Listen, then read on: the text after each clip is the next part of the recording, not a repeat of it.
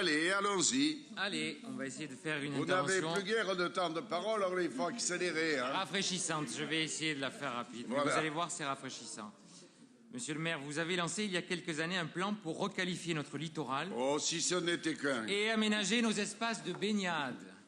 Vous aviez alors comme ambition pour Marseille qu'elle redevienne cette grande ville à vocation balnéaire, et la plage historique des Catalans devait être la démonstration implacable de cette nouvelle ambition. Alors, imaginez, monsieur le maire, notre étonnement à la lecture de la presse ces derniers jours. La situation, elle est simple. Elle est en fait ubuesque. La seule plage de notre centre-ville ferme tous les soirs à 20h tapantes, alors que la chaleur caniculaire de ces derniers jours, monsieur le maire, mais vous en conviendrez, écrase les corps et les esprits.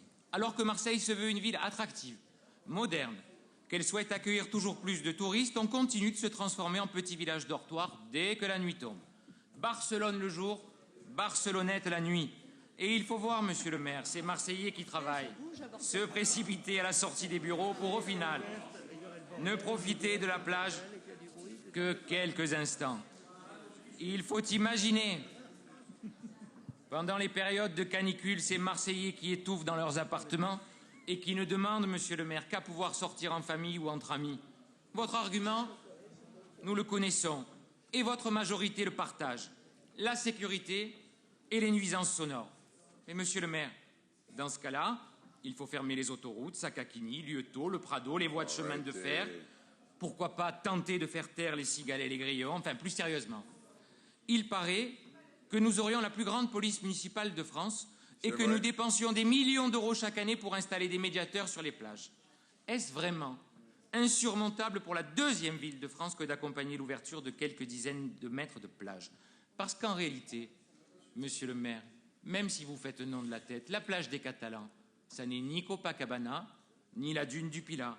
Et Gaston Defferre, d'ailleurs, ne s'y était pas trompé en aménageant les plages du Prado. La plage, monsieur le maire, c'est un espace de liberté formidable, un espace de vivre ensemble pour les Marseillais que nous sommes. Arrêtez. C'est aussi cela une part de notre identité. Monsieur le maire, allez, ne sacrifiez pas notre mode de vie, notre façon de vivre, au profit d'un rationalisme budgétaire et d'un conservatisme étriqué. Monsieur le maire, qui ne colle plus vraiment quand même avec le Marseille de 2017. Allez, Merci. monsieur Payan, vous avez bien mouillé le maillot. Et vous pouvez aller prendre le bain sur la plage des Catalans. Après, il y a la plage du Prophète. Après, il y a les plages du Prado. Après, un peu plus loin, il y a la Pointe Rouge. Il y a tout le littoral sud. Et puis, il y a les Calanques. Bon, demandez un peu aux habitants, eux qui habitent à côté de la plage des Catalans, s'ils sont contents des tambours, de la musique et des excès qui peuvent s'y produire.